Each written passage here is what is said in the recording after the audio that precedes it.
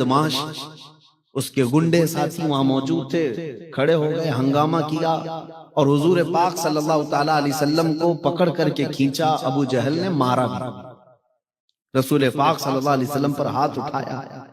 نبی پاک صلی اللہ تعالیٰ علیہ وسلم کو اس دن قریش کے لوگ اور بھی تھے، کسی نے کچھ کہا نہیں۔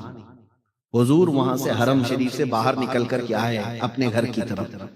یہ وہ دور ہے جب رسول اللہ کے چچا امیر حمزہ ابھی ایمان لائے نہیں تھے۔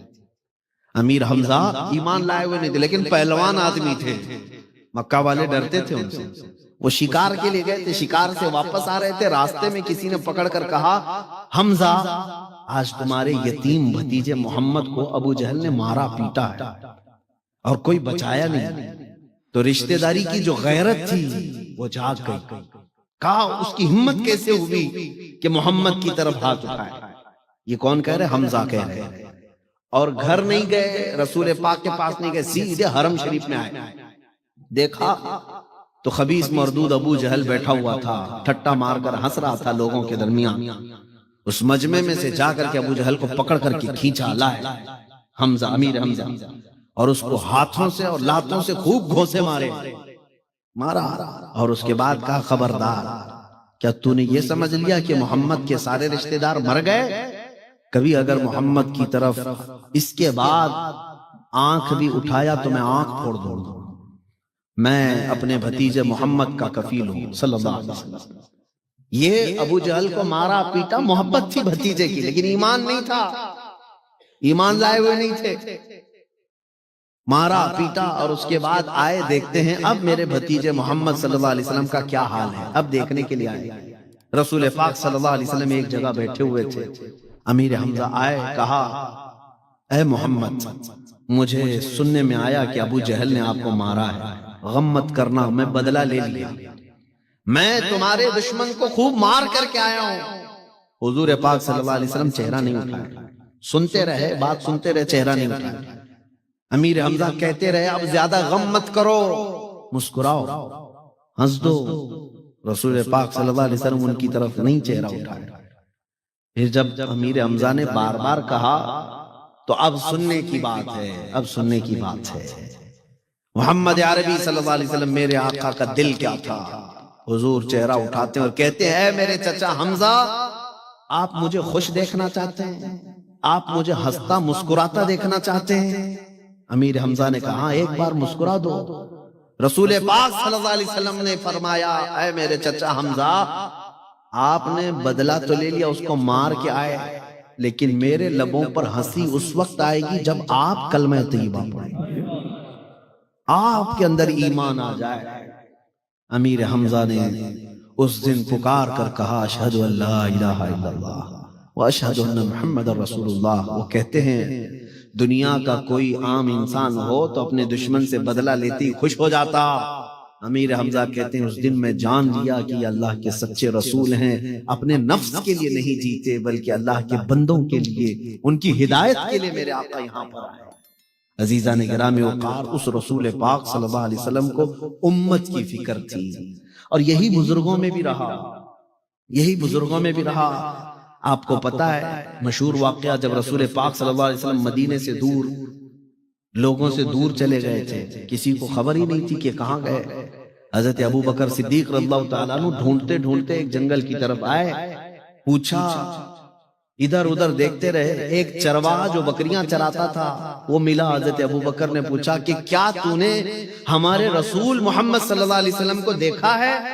اس چرواہے نے کہا، میں تو نہیں پہچانتا کون ہے تمہارے رسول، لیکن ہاں اندر ایک پہاڑی کی کوہ کے بیچ میں یا جنگل کے درمیان کوئی ایک شخص ہے جو مسلسل رو رہا ہے، اور اس کے رونے کی وجہ سے میری بکریوں نے چارہ کھانا چھوڑ دیا۔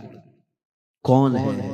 حضرت ابو بکر صدیق کہتے ہیں، میرا دل پکار کر کہنے لگا، اس طرح رونے والا کوئی اور نہیں، یہ صرف میرے مصطفیٰ کریم صلی اللہ علیہ وسلم۔ گئے، جا کر دیکھا، یقیناً میرے آقا صلی اللہ علیہ وسلم تھے جو سجدے میں سر رکھ کر رو رہے تھے۔ کس بات پر رو رہے تھے؟ صرف اپنی امت کی فکر میں رو رہے تھے کہ اے اللہ، میری امت مجھے نہیں پہچانتی، ان کی بخشش میرے حوالے کر دے۔ عزیزان گرامی وقار، جو نہ بھولا ہم غریبوں کو رضا، یاد اس کی اپنی عادت کیجیے۔ آج امت کے متعلق فکر لوگوں میں کم ہو گئی، اسی لیے ہمیں توڑ دیا گیا ہے، آج ہمیں بکھیر دیا گیا ہے۔ آپ کیا سمجھتے ہیں موریشیس میں بیٹھنے والے کو عرب کے مسلمان کی فکر نہیں کرنا چاہیے؟ ہندوستان کے مسلمان کو فلسطین کے مسلمان کی فکر نہیں کرنا چاہیے؟ میرے عزیزوں، پوری کائنات کے جو مسلمان ہیں وہ ایک جسم کی طرح ہیں، ایک پارٹ کو تکلیف ہو تو پورے جسم میں بخار آتا ہے۔ میرے آقا صلی اللہ علیہ وسلم نے فرمایا ہر ایک کے دل میں یہ فکر ہو، ہر ایک کے دل میں یہ احساس ہو، چاہے جتنی بھی دور رہتا ہے وہ کالا ہے کہ گورا ہے، ناٹا ہے کہ لمبا ہے، لیکن ہے تو میرے رسول کا امتی۔ یہ رشتہ تمہارے دلوں کے اندر جب آ جائے گا، بیداری آ جائے گی، پھر دیکھنا انقلاب آئے گا۔ آپ کو پتا ہے میں ہندوستان کی بات کر رہا ہوں، ہندوستان میں سب سے پہلے لشکر لے کر کون آیا؟ سرکار غریب نواز رضی اللہ تعالیٰ عنہ تو بہت بعد میں، سن 90 ہجری میں حضور کی وفات کے 80 سال بعد ہندوستان میں 10,000 کا لشکر لے کر سب سے پہلے آنے والا جو شخص تھا وہ محمد بن قاسم، اور ان کی ایج کیا تھی پتہ ہے؟ 19 سال کا جوان، 19 ایئرز، ٹین ایج کا نوجوان، اور 10,000 کا لشکر لے کر کے آیا تھا۔ کیوں آیا تھا پتہ ہے آپ کو؟ ہندوستان فتح کرنا، جھنڈے گاڑنا یہ نہیں، بلکہ ایک حادثہ ہو گیا تھا۔ کچھ عورتیں مسلمان حج کے لیے جا رہی تھیں، اور اس وقت وہاں ایک راجہ تھا، راجہ دابر سنگھ، اس کے گنڈوں نے یہ عورتوں کو قید کر لیا، ان کا مال لوٹ لیا، ان کی عزت پر حملہ کیا۔ تو عورتیں پکار کر کہنے لگی کوئی ہے ہمارا بھائی جو ہماری مدد کو آئے؟ تو کوئی عرب کے بزنس مین جو تھے، تجارت والے، انہوں نے عورتوں کی آواز سنی، عرب میں جا کر کے خلیفہ وقت یا گورنر جو تھا اس کے پاس بیان کر رہے تھے، اور یہ گورنر کا بھتیجا محمد بن قاسم سن رہا تھا، وہیں سے پکار کر کہا لبیک یا اختی، اے میری بہن میں تیری عزت کے لیے آ رہا ہوں، میں تیری عزت کی حفاظت کے لیے آ رہا ہوں۔ 10,000 کا لشکر لے کر کے سب سے پہلے سندھ کی سرزمین پر اترا وہی نوجوان، اس نے راجہ دابر سنگھ کو چیلنج کیا، کہا ان عورتوں کو آزاد کرو، ان کی عزت پر جنہوں نے حملہ کیا انہیں گرفتار کرو، ان کا مال چھوڑو، وہ حج پر جا رہی تھی۔ راجہ کو نشہ تھا، کہا 19 سال کا لڑکا مجھے چیلنج کر رہا ہے، میرے پاس 1 لاکھ سے زیادہ کی فوج ہے۔ اس نے کہا میں تیرے مطالبے نہیں مانوں گا۔ تب محمد بن قاسم نے کہا جب ہمارے مطالبے نہیں مانے گا تو محمد کے غلاموں کے جوہر دیکھنے کے لیے تیار ہو جا۔ اس لیے کہ وہ نوجوانوں نے جس جگہ میدان میں قدم رکھا اللہ کی مدد ان کے ساتھ تھی، وہ رسول پاک کی امت کے لیے چلتے تھے۔ پھر جنگ ہوئی 3 دن سے زیادہ نہیں، 3 دن کے اندر یہی 10,000 کا لشکر محمد بن قاسم کا وہ راجہ دابر سنگھ کی فوج کو ایسا تہس نہس کر دیا کہ راجہ بھی گرفتار ہو کر کے آیا، گنڈے بھی گرفتار ہو کر کے آئے، سب تہس نہس، عورتوں کو عزت دی گئی۔ اس کے بعد محمد بن قاسم نے اسلام کا پرچم لہرایا، سب سے پہلے پرچم اسلام لہرایا، لیکن ظلم کے ساتھ نہیں، وہ ظلم کو ختم کرنے آیا تھا۔ الہ آباد یونیورسٹی کے ایک پنڈت ہیں ہندو، انہوں نے کتاب میں لکھا ہے کہ میں نے تاریخ میں دیکھا بہت سارے بادشاہ آئے ہندوستان میں، لیکن محمد بن قاسم جیسا انصاف کرنے والا جرنیل میں نے کبھی دیکھا ہی نہیں۔ یہ اپنے نہیں غیروں نے بھی لکھا ہے۔ میں بات اس لیے عرض کر رہا ہوں کہ اس وقت ان کے دلوں میں یہ خیال ہوتا عرب میں بیٹھے ہیں، ہندوستان میں اگر کسی عورت پر کوئی حملہ کر رہا ہے وہ وہیں سے نکل کر کے آ جاتے، پلین سے نہیں آتے، جہاز سے نہیں آتے تھے، پیدل سفر کر کے نکلتے تھے، جنگلوں کا، پہاڑوں کا، اور پہنچ جاتے تھے مدد کے لیے۔ اسی لیے ان کو اللہ تعالیٰ نے زمینیں کھول کر رکھی تھی۔ آج فلسطین کے بچے تڑپتے ہیں، اور یہ عرب کے عیاش حکمران ٹوائلٹ بھی سونے کے بنا کر کے بیٹھے ہوئے ہیں، اور کرسیاں ان کی سونے کی، برتن ان کے سونے کے، اور ان کا عیش ایسا کہ یہ آسمان چھونے والی بلڈنگیں بنا رہے ہیں، اور فلسطین کے بچے ایک ایک لقمے کے لیے ترس رہے ہیں۔ ملک شام کے بچوں کے حالات ایسے ہیں کہ دوائی تک ان تک نہیں پہنچ پاتی، گھاس کھانے پر مجبور ہیں۔ یمن کے کئی بچے ایسے ہیں جو زمین پر پڑی ہوئی گھاس کھا کر کے رہ جاتے ہیں۔ کیا کل قیامت کے دن ان عرب حکمرانوں کو سوال نہیں ہوگا؟ آج جب امت کی فکر ختم ہو گئی تو اللہ تعالیٰ نے تم سب کو ذلیل کر دیا. ان کا مال کس کام کا، ان کی حکومتیں کس کام کی، ان کا تخت کس کام کا، کہ مسلمانوں پر ہونے والے ظلم پر ارے مدد کو نہیں پہنچ سکتے تو کم سے کم اعلان تو کر سکتے ہو. نہیں کرتا، کوئی نہیں کرتا. انہیں بات کرنے کو تک کی آج تمیز نہیں ہے. 57 کنٹریز پورے ورلڈ میں مسلم نام سے ہیں. آج 57 ملک ہیں مسلم کنٹریز، اور اس کے بعد حالات کیسے ہیں سب دیکھ رہے ہیں. تو میرے عزیزو اس بات کو سمجھ لو کہ جن کے دلوں میں احساس ختم ہو گیا وہ ایمان بھی جا رہا ہے، ایمان بھی جا رہا ہے. چہرہ مسلمان بنا لینے سے صرف مسلمان نہیں ہوتا، دل کے اندر. اسی لیے علامہ اقبال نے کیا خوب کہا تھا کہ خرد نے کہہ دیا لا الہ تو کیا حاصل، دل و نگاہ جو مسلمان نہیں تو کچھ بھی نہیں. دل و نگاہ مسلمان نہیں تو کچھ بھی نہیں. امت کی فکر میرے عزیزو آج آپ سب کی بھی ذمہ داری ہے. اب آپ پوچھیں گے ہم موریشس میں بیٹھے کیا کریں گے، کیا کریں گے؟ میں آپ کو بتاؤں، یہاں بیٹھ کر کے رات کے وقت کھانے کا وقت آتا ہے، دسترخوان پر اچھی اچھی نعمتیں سجتی ہیں، گوشت بھی پکا ہے، بریانی بھی پکی ہے، لذیذ کھانے پکے ہیں. میں روز کی بات نہیں کر رہا ہوں، کسی دن اگر ایسا ہو گیا تمہارے، ایک دن بھی اگر زندگی میں ایسا آیا دسترخوان پر کھانے رکھے ہیں لیکن ہاتھ بڑھنے سے پہلے تمہیں ملک شام کے، یمن کے، عراق کے، فلسطین کے یتیم بچے یاد آ گئے اور تم نے ہاتھ اٹھا لیا، آنکھوں میں آنسو آئے. اللہ تمہارا یہ عمل بھی دیکھ رہا ہے، اللہ تمہارا یہ عمل بھی دیکھ رہا ہے. بارگاہ الہی میں یہ تو کہہ سکتے ہو کہ مولا حالات مجھے وہاں تک پہنچنے نہیں دیتے لیکن دل میرا روتا ہے، مولا تیرے حبیب کی امت پر رحم فرما. اگر تم نے اتنا بھی کہہ دیا تو یہ بھی فکر امت ہے، یہ بھی امت کی فکر ہے کہ اگر تم اپنے گھر میں بیٹھ کر کے بھی ان کا درد کا احساس کرتے ہو، آنکھیں بھیگ جاتی ہیں، اللہ تمہارا یہ عمل بھی دیکھ رہا ہے. میرے عزیزو ایسا تو نہ ہو کہ ادھر بچوں کی چیخیں نکل رہی ہیں. میں خود عراق میں ہر سال جاتا ہوں، بغداد شریف 11ویں میں، اور کبھی سال میں 2 مرتبہ ہوتا ہے. وہاں کے مقامی لوگوں سے تعلقات ہو گئے، کئی ہمارے دوست ہیں وہاں کے ساتھی، وہ کہتے ہیں کئی مرتبہ ایسے حالات آئے کہ جنازہ اٹھانے کے لیے 4 لوگ بھی نہیں ملتے، 2 لوگ لے کر کے جنازہ چل پڑتے ہیں. اتنے جنازے، اتنے جنازے. بغداد میں ایک میدان تھا جس میں پہلے لوگ فٹ بال کھیلتے تھے، اور چند سالوں کے بعد جا کر کے دیکھ رہے تو میدان پورا قبروں سے بھر گیا، پورا قبروں سے بھر گیا، کوئی فٹ بال کا میدان نہیں ہے. اتنی قبریں، اتنی قبریں، موت عام ہو گئی، موت عام ہو گئی. میں 3-4 سال پہلے، لاک ڈاؤن سے پہلے کی بات کر رہا ہوں، 11ویں شریف ہم تو اپنے اپنے گھروں میں خوب پکا پکا کے کھاتے ہیں اور ثواب سمجھتے ہیں. میرے عزیزو پہلے سے پیٹ بھرا ہوا ہے، پھر کھا کر کے کون سا ثواب؟ انٹرٹین کرتے ہو نیاز کے نام پر. ہاں کھانا کھلانا ثواب ہے، لیکن کس کو؟ جس کے گھر میں پہلے سے کھانا بنتا ہے اسی کو کھلا کے ثواب.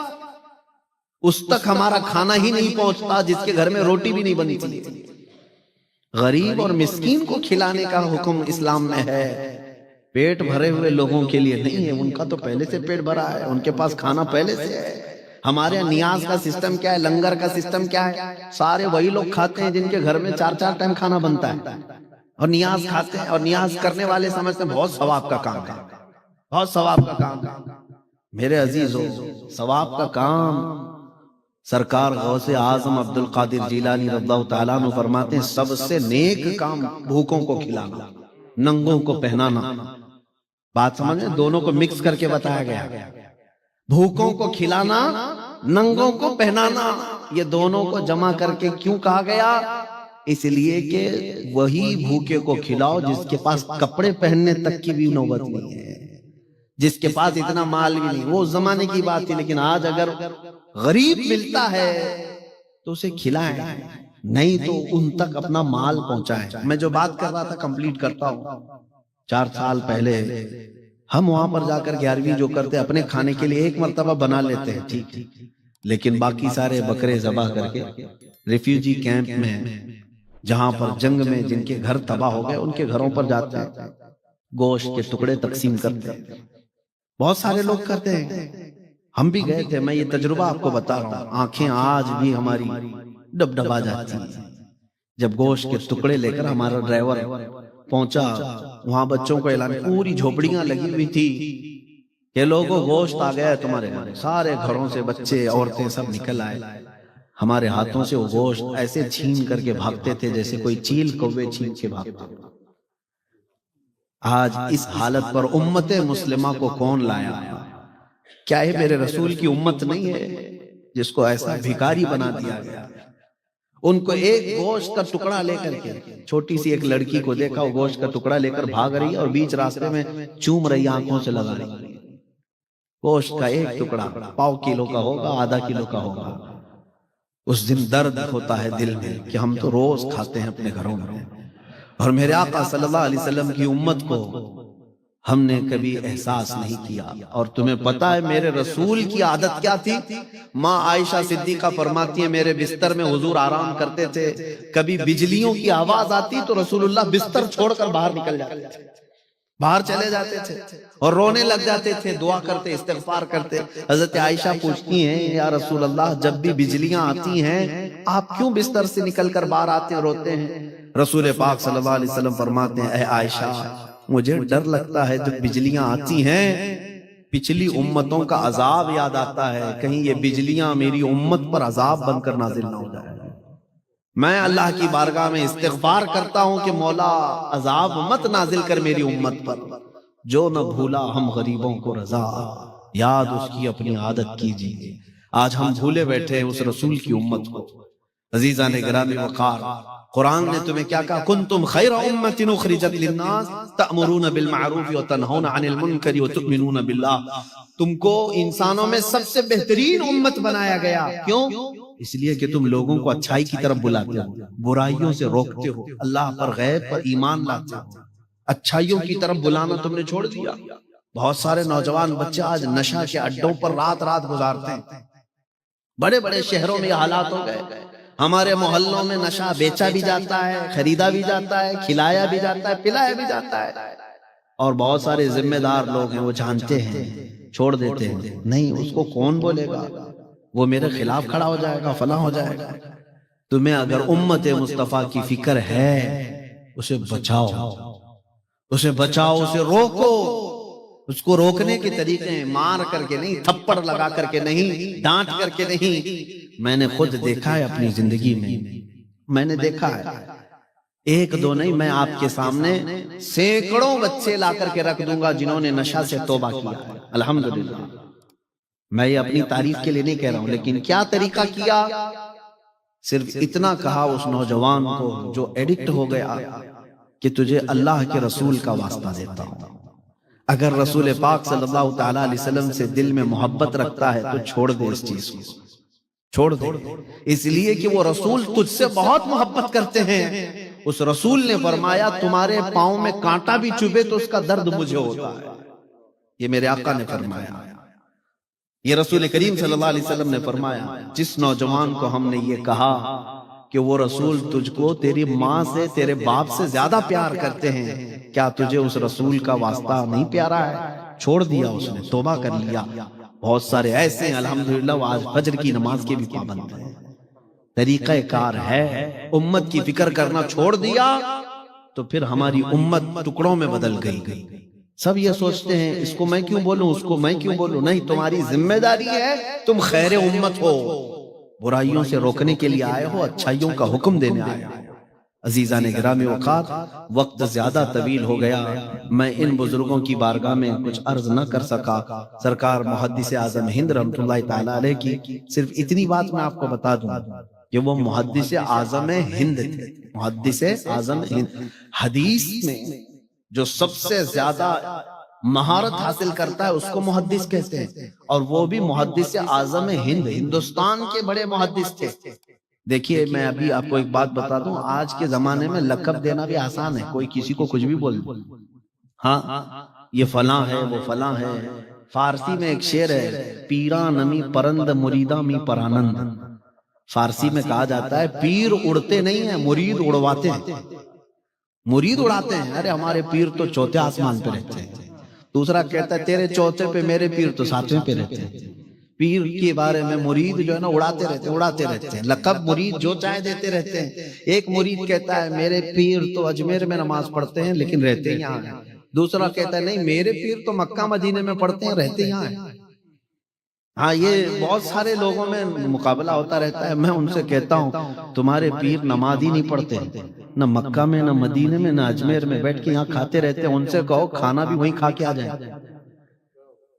ہاں میرے عزیزوں، میں یہ بات اس لیے کہہ رہا ہوں کہ پیروں کو لقب دینے میں بہت آسان ہے، مرید جو چاہے لقب دے دیں گے، لیکن محدث اعظم ہند کو لقب کس نے دیا؟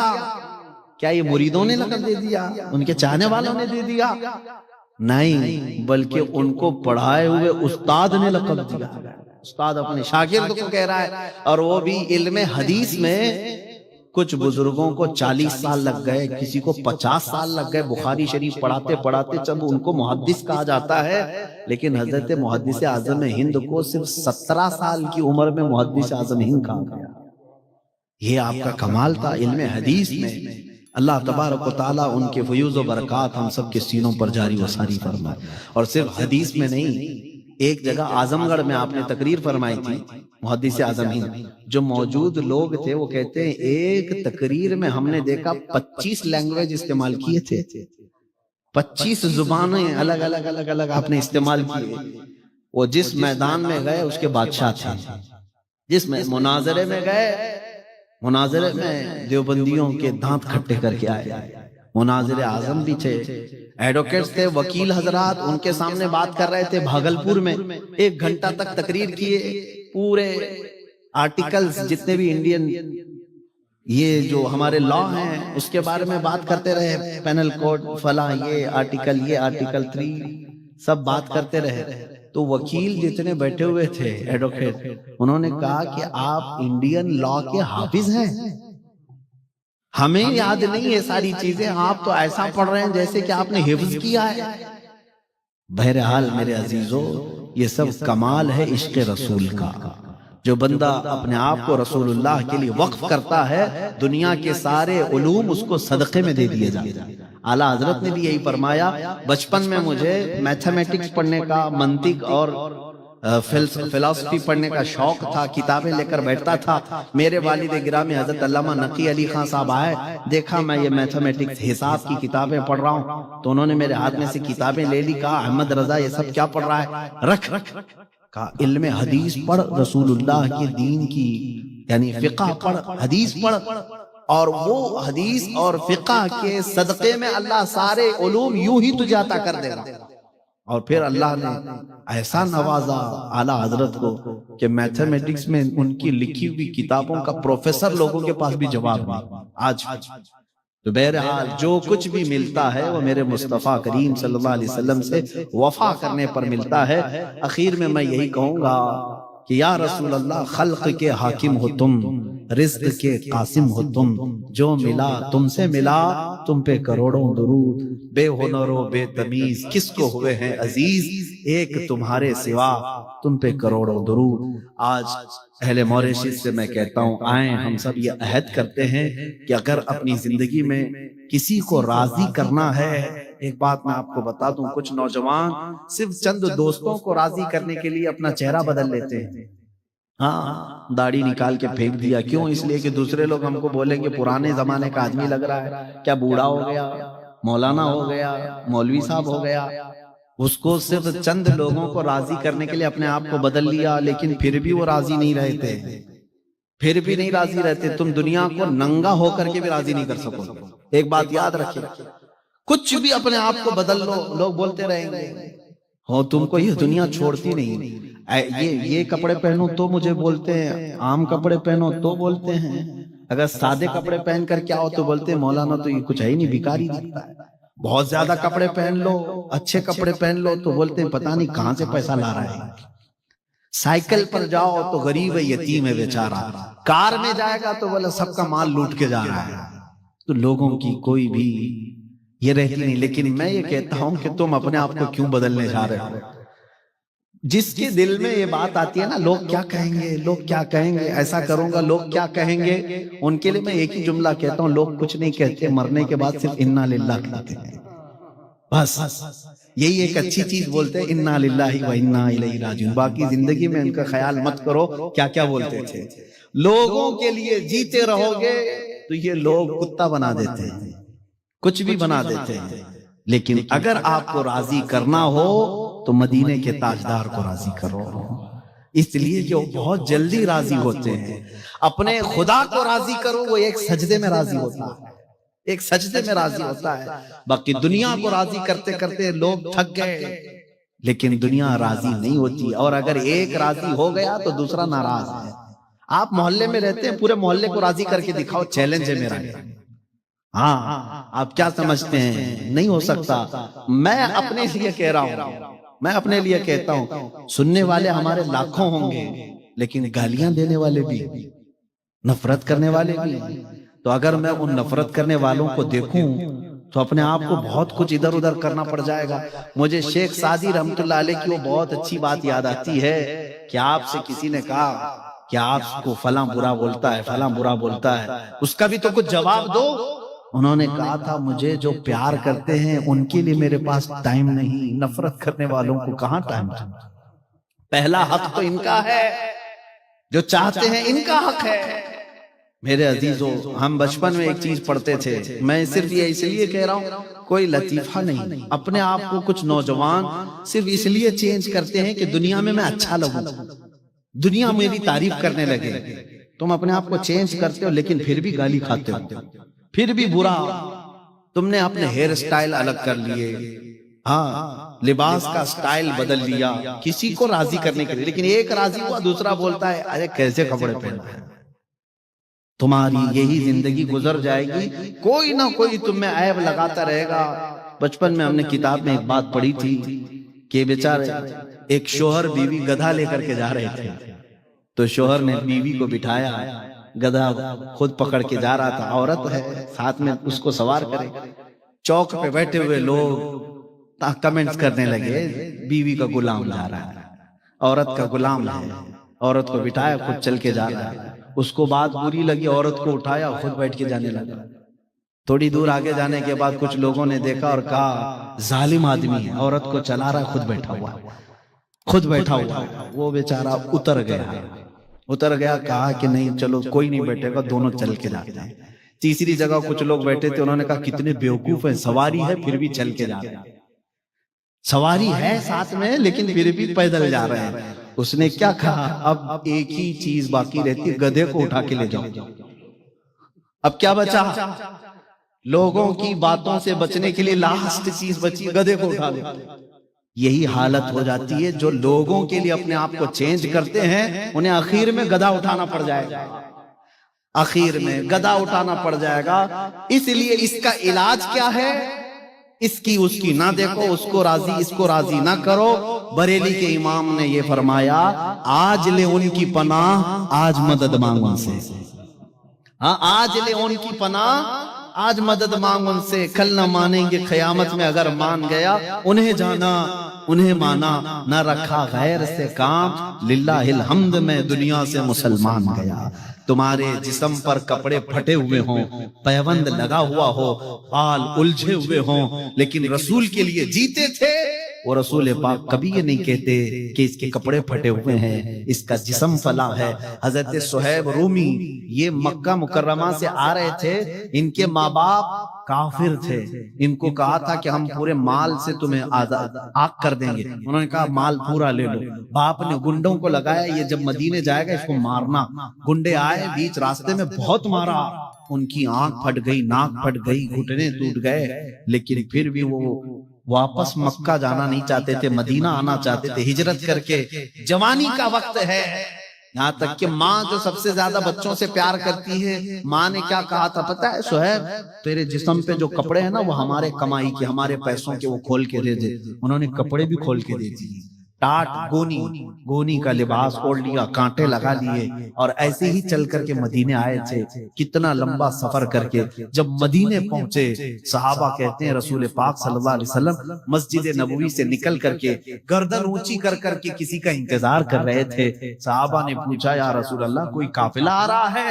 حضور نے فرمایا نہیں، میرا دیوانہ آ رہا ہے۔ میرا ایک دیوانہ آ رہا ہے. جب لوگوں نے دیکھا وہ دیوانہ کون تھا, وہ حضرت صہیب تھے. جب وہ قریب آئے, میرے آقا صلی اللہ علیہ وسلم نے سب سے پہلے کیا کیا, ان کو سینے سے سینہ لگایا اور اپنی چادر اٹھا کر ان کو پہنا دیا. اور جانتے ہیں حضرت صہیب زندگی بھر پھر اس چادر کو کبھی ہٹاتے نہیں تھے. جب ان کی موت قریب آئی تب لوگوں کو اعلان کیا, اے لوگوں, میرے جسم پر کچھ ہو یا نہ ہو, میری قبر بھی یہ چادر ضرور ہونی چاہیے. اس لیے کہ جب میری ماں نے میرے کپڑے لے لیے تھے, اس وقت اگر مجھے کسی نے کپڑے پہنائے ہیں تو تاجدار مدینہ کی ذات ہے. جس کو دنیا چھوڑ دیتی ہے اس کو میرے رسول اپناتے ہیں, جس کو دنیا ٹھکرا دیتی ہے اس کو میرے رسول گلے لگاتے ہیں. اسی لیے شاعر نے کیا ہی اچھا کہا, لگاتے ہیں اس کو بھی سینے سے آقا جو ہوتا نہیں منہ لگانے کے قابل, جو ہوتا نہیں منہ لگانے کے قابل. اسی لیے میری ریکویسٹ, اپیل یہی ہے, دنیا کو راضی کرتے کرتے تم بوڑھے ہو جاؤ گے, یہ دنیا کبھی راضی نہیں ہوگی. راضی کرنا ہو تو تاجدار مدینہ کی ذات کو راضی کرو, اور وہ بہت جلدی راضی ہوتے ہیں. اور ان کو راضی کرنے کا سب سے بہترین کام یہ ہے, آج سے عہد کرو جو سیدہ فاطمہ الزہرا نے کہا تھا, ان کی بیٹی نے کہا تھا. آپ کو میں نے واقعہ ادھورا چھوڑ دیا. حضور سجدے میں رو رہے تھے مدینے میں, کسی کے اٹھانے سے اٹھتے نہیں تھے. حضرت فاطمہ الزہرا نے آ کر کیا کہا تھا حضور پاک صلی اللہ علیہ وسلم سے, اے میرے ابا جان, آپ سر اٹھا لیں, آپ کی بیٹی فاطمہ جب تک زندہ رہے گی کوئی رات سوئے گی نہیں, ہر رات آپ کی امت کی بخشش کی دعا کرے گی. رسول پاک راضی ہو گئے, اللہ کے رسول راضی ہو گئے. کیا بات کیا, امت کی دعا کروں گی. سیدہ فاطمہ الزہرا امت کی بخشش کی دعا کرتی رہی, میرے آقا راضی ہو گئے. آج اگر میرے مصطفیٰ کو راضی کرنا ہو, آج سے یہی کہو, یا رسول اللہ, میں اپنے لائف کے لیے, اپنے سیلف کے لیے بہت جی لیا, اپنے گھر کے لیے بہت جی لیا. اے اللہ کے حبیب, اب میں زندہ رہوں گا, پل پل ہر دن آپ کی امت کا خیال کروں گا, آپ کی امت کی فکر کروں گا. جہاں طاقت ہوگی پہنچ کر کے, جہاں نہیں ہوگی دعاؤں سے آپ کی امت کی بھلائی کرتا رہوں گا, اور اللہ کی بارگاہ میں بھیک مانگتا رہوں گا. آؤ میرے آقا راضی ہو جائیں گے. مجھے یقین ہے کہ آج کے اس عرس میں انشاءاللہ العزیز جب ہم دعا کریں گے میرے آقا کی بارگاہ میں, میرا وجدان یہ کہتا ہے کہ جس کا دل مچل جائے, آج کی رات خوش نصیبی کی ہو سکتی ہے, کسی کی خواب میں میرے آقا ضرور تشریف لائیں گے. جس کا دل مچل کر کے یہ کہے, اے اللہ کے رسول, میں سوؤں گا تو آپ کی امت پر دعا کر کے سوؤں گا, اٹھوں گا تو آپ کی امت کی فکر کرتے ہوئے اٹھوں گا. جب امت کا خیال کرنے لگو گے وہ رسول خود تشریف لائیں گے. آئیں دعا کرتے ہیں, یا رسول اللہ, میں مجرم ہوں آقا, مجھے ساتھ لے لو, کہ رستے میں ہیں جا بجا تھانے والے, چمک تجھ سے پاتے ہیں سب پانے والے. میرا دل بھی چمکا دے, میرا دل بھی چمکا دے, میرا دل بھی چمکا دے, چمکانے والے. برستا نہیں دیکھ کر ابر رحمت, بدوں پر بھی برسا دے, برسانے والے. یا رسول اللہ, تو جو چاہے تو میل میرے دل کے دھلیں, کہ خدا دل نہیں کرتا کبھی میلا تیرا. تیرے ٹکڑوں پہ پلے, غیر کی ٹھوکر پہ نہ ڈال, جھڑکیاں کھائیں کہاں چھوڑ کے صدقہ تیرا. تیرے قدموں میں جو ہیں غیر کا منہ کیا دیکھیں, کون نظروں میں جچے دیکھ کے تلوا تیرا.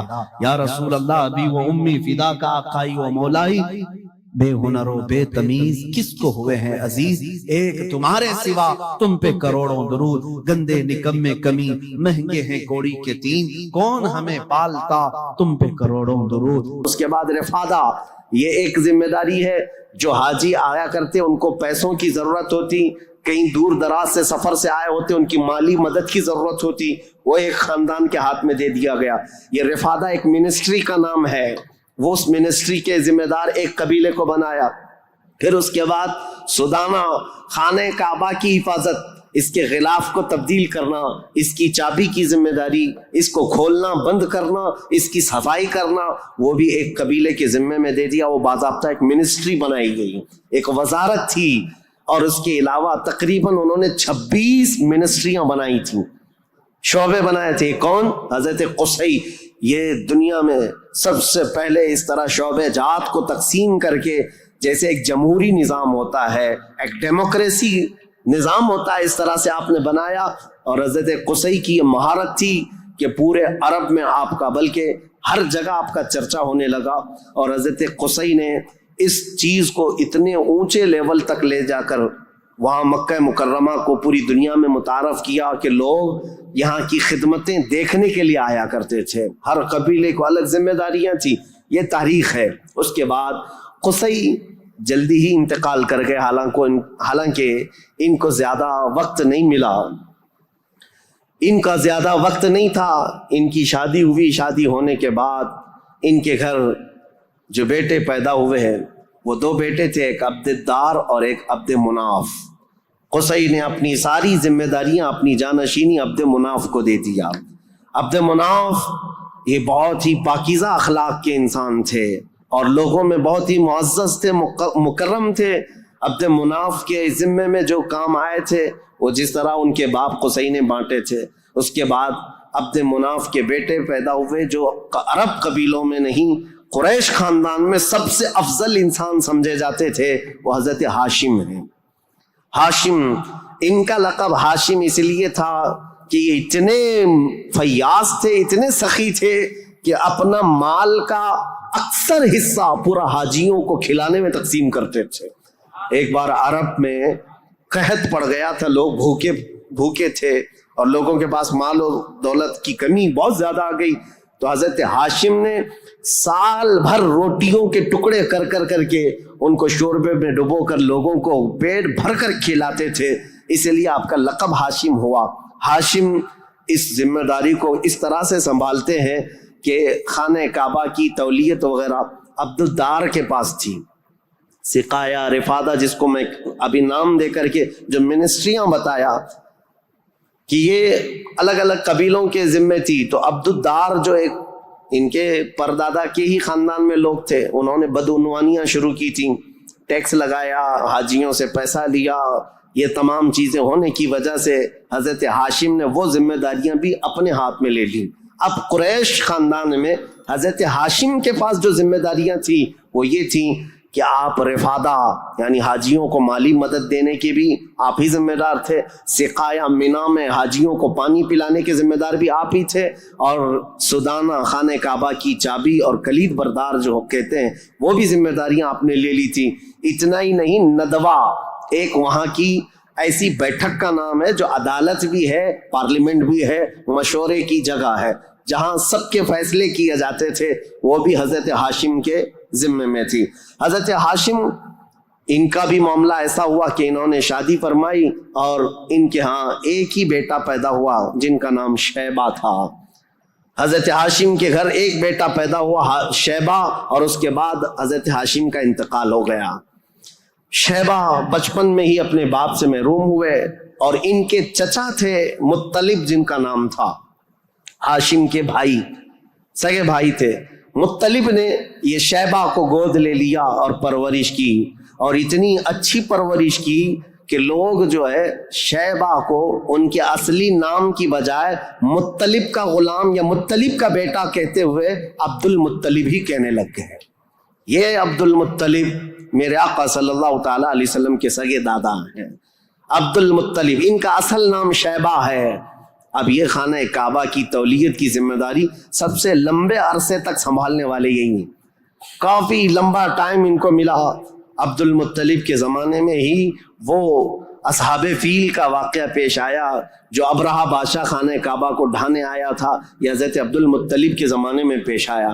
حضرت عبد المطلب کے بھی تقریباً کافی اولاد ہوئیں، بیٹے ہوئے 12 کے قریب ان کی بھی اولاد ہوئیں. آپ نے ایک منت مانی تھی کہ اگر میں اپنے سارے بچوں کو جوانی کے حالت میں دیکھ لوں تو ان میں سے ایک بیٹا اللہ کی راہ میں قربان کر دوں گا. جب سارے بچے آپ کے جوان ہو گئے تو حضرت عبد المطلب خانہ کعبہ کے پاس گئے اور اس کے بعد آپ نے قرعہ اندازی کی اپنے بیٹوں کے نام نکال کر کے کہ کس بیٹے کا نام نکلے گا جس کو قربان کیا جائے. تو آپ نے جب قرعہ اندازی کی تو آپ کے چھوٹے بیٹے حضرت عبداللہ کا نام نکلا. قربانی کے لیے حضرت عبداللہ کا نام نکلا. حضرت عبد المطلب کے وہ سب سے زیادہ محبوب تھے، نور نظر تھے. آپ نے سارے لوگوں سے مخاطب ہو کر کے کہا کہ اس مسئلے کو کیسے حل کریں، تو سارے لوگوں نے کہا کہ اللہ رب العزت کے معاملات اللہ کے حوالے اس کو چھوڑ دو۔ پھر آپ نے خواب میں دیکھا کہ اس کا معاملہ ایسا ہے کہ اپنے اس نور نظر محبوب بیٹے کی قربانی کی بجائے ان کی جگہ 100 اونٹ قربان کر دیے جائیں، تو 100 اونٹ قربان ہوں گے لیکن آپ کے بیٹے کی قربانی بھی مان لی جائے گی کہ آپ نے بیٹے کو بھی قربان کیا۔ آپ نے حضرت عبداللہ کی جگہ پر 100 اونٹ قربان کیے۔ اسی لیے تو میرے آقا صلی اللہ علیہ وسلم نے ایک حدیث میں فرمایا ہے انا ابن الذبیحین، اے لوگوں میں 2 ذبیحوں کا بیٹا ہوں، ایک ذبیح اسماعیل علیہ السلام ہے، دوسرے ذبیح میرے باپ عبداللہ ہے۔ یہ رسول اللہ صلی اللہ علیہ وسلم نے فرمایا کہ اب یہ حضرت شیبہ حضرت عبد المطلب جو خانہ کعبہ کی تولیت کو سنبھالتے رہے، یہ تاریخ یہاں تک آئی۔ آل اسماعیل ہیں، یہ اسماعیل علیہ السلام کی اولاد۔ تاریخ کو میں نے شروع کیا تھا حضرت ابراہیم علیہ السلام سے، پھر اب حضرت عبد المطلب رضی اللہ تعالیٰ عنہ خانہ کعبہ کی تولیت سنبھالتے رہے، اور اس کے بعد اپنے سارے بیٹوں کی شادیاں کی۔ ان میں اپنے چھوٹے بیٹے حضرت عبداللہ کی شادی آپ نے کہ ایک قبیلہ جو مدینہ طیبہ میں آباد تھا وہب بن عبد مناف کا، ان کی بیٹی حضرت آمنہ سے کی، جو سب سے معزز قبیلے کی خاتون تھیں، پاکیزہ تھیں، طیبہ تھیں، طاہرات تھیں۔ رسول پاک صلی اللہ تعالیٰ علیہ وسلم کی والد ماجد عبداللہ نے حضرت آمنہ سے شادی کی۔ یہ شادی بھی بڑی مشہور شادی ہوئی کیونکہ حضرت عبداللہ کو کئی عورتیں دیکھتی تھیں اور شادی کی خواہش رکھتی تھیں۔ مکہ میں کئی لوگوں نے پیغامات دیے تھے، اور اس کے بعد جب حضرت آمنہ سے انہوں نے شادی کی تو ایک خاتون ہے جو حضرت عبداللہ کی شادی کے لیے بہت کوشش میں لگی تھی، انہوں نے حضرت عبداللہ کو دیکھا اور اس کے بعد کہا شادی کے بعد تمہاری پیشانی پر کوئی چیز چمکتی تھی وہ اب نظر نہیں آتی ہے، پہلے میں دیکھا کرتی تھی، جس پر میں گرویدہ تھی میرے عزیزوں، وہ چمک اور وہ نور کوئی اور نہیں، میرے مصطفیٰ کا نور نبوت تھا جو آدم علیہ السلام سے چلتا ہوا آیا ہے اور ان کے باپ حضرت عبداللہ تک آیا۔ پھر حضرت عبداللہ حضرت آمنہ سے نکاح کر کے رہ رہے تھے، اور تجارت کی غرض سے آپ حضرت عبداللہ ملک شام کی طرف جا رہے تھے۔ درمیان میں جو یثرب علاقہ تھا، آج کا وہ مدینۃ المنورہ ہے، وہاں حضرت عبداللہ کو کچھ بیماریاں ایسی لگ گئیں، کیونکہ یثرب جو علاقہ ہے اس کو پہلے بیماریوں کا گڑھ کہا جاتا تھا، وہاں جو جاتا بیمار ہو جاتا تھا۔ اس وقت انہوں نے وہاں کا سفر کیا تھا اور بیماریاں لگ گئی، اور آنے سے پہلے آپ کا انتقال ہو گیا، عبداللہ کا انتقال ہو گیا، حضرت عبداللہ کا۔ اور پھر چند ماہ گزرے تھے، 6 مہینے کے بعد پورے عالم میں جو ایک عجیب کیفیت طاری تھی، عرب کی یہ تاریخ میں آپ کو بتا رہا ہوں کہ یہاں پر اب حالات کیا تھے۔ حضرت آمنہ کے گھر رسول پاک صلی اللہ تعالیٰ علیہ وسلم حمل سے ہیں، لیکن اس سے پہلے میں اب پس منظر بتاتا ہوں، بیک گراؤنڈ بتاتا ہوں، دنیا میں کیا چل رہا تھا اس وقت، حالات کیسے تھے۔ اس کو میں ڈیوائیڈ کر کے اگر بتاؤں، سیاسی حالات اور مذہبی حالات۔ سیاسی حالات میں یعنی پالیٹکس کے اعتبار سے دیکھا جائے تو حکومت اور تسلط، قبضہ زیادہ کس کا تھا؟ اس دور میں سب سے بڑی 2 حکومتیں تھیں، ایک پرشین امپائر اور ایک رومن امپائر، روم کی حکومت اور فارس کی حکومت۔ ان دونوں کا بہت بڑا اثر و رسوخ تھا، پوری دنیا کی بات کر رہا ہوں، یہ سپر پاور طاقتیں تھیں۔ عرب میں بعض لوگ پرشین امپائر کے انڈر میں کام کرتے تھے، بعض لوگ رومن امپائر کے انڈر میں کام کرتے تھے۔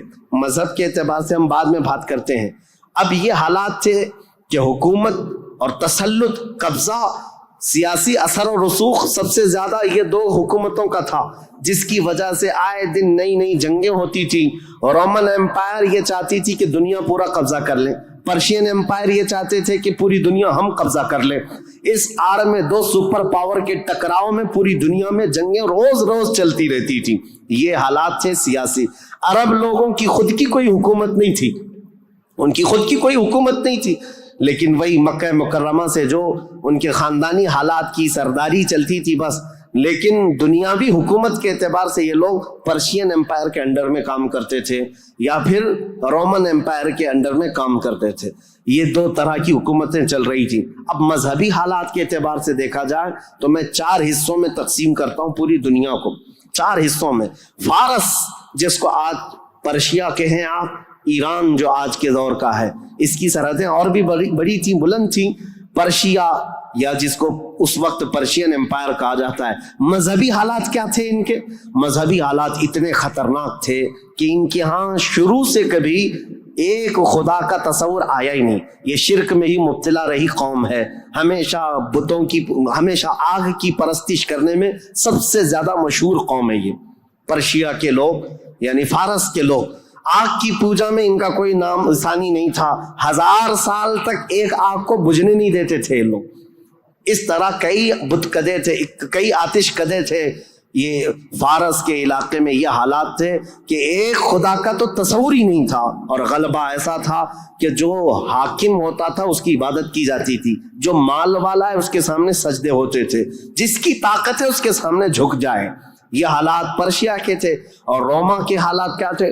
जो रोमन एम्पायर है, रोम, यहाँ पर ईसाई ज्यादा तौर पर आबाद, उस जमाने में भी थे, पहले से भी, क्योंकि ईसा अलैहिस्सलाम के बाद उनके हवारियों के जरिए से जो दीन फैला वो रोमा में ज्यादा था। जो आज का इटली है, यूनान है और जॉर्जिया वगैरह के इलाके, आज ये सब रोमन एम्पायर के अंडर में थे और यहाँ ईसाई ज्यादा थे। लेकिन ऐसे ईसाई कि असल ईसाई दीन को उन्होंने मस्ख कर दिया था, खत्म कर दिया था। जो दीन इलाही था, अल्लाह का दीन था, ईसा अलैहिस्सलाम जो लाए थे, उसको इन्होंने इतना खलत मलत कर दिया था कि ईसा अलैहिस्सलाम के जगह जगह मुजस्समे, स्टैचू बनाए हुए थे।